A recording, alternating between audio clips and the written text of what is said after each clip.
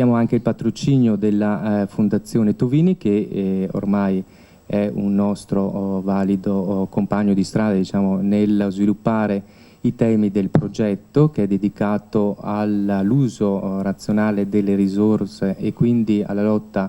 al sovraindebitamento. Un progetto che vede quest'anno l'operatività della quarta annualità, che come associazioni proponiamo nel territorio veronese, appunto, sia per gestire casi di crisi, sia per fare formazione e soprattutto cultura finanziaria.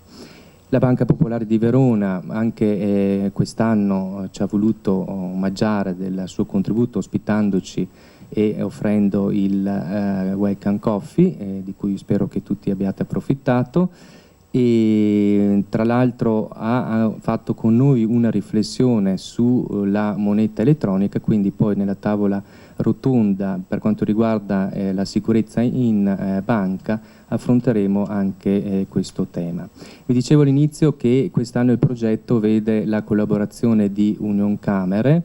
e quindi passerei subito la parola al Presidente Fernando Ziglio, Presidente appunto di Unioncamere Veneto, per gli indirizzi di saluto, ringraziandolo sin da ora per la proposta collaborativa che abbiamo accettato di buon grado.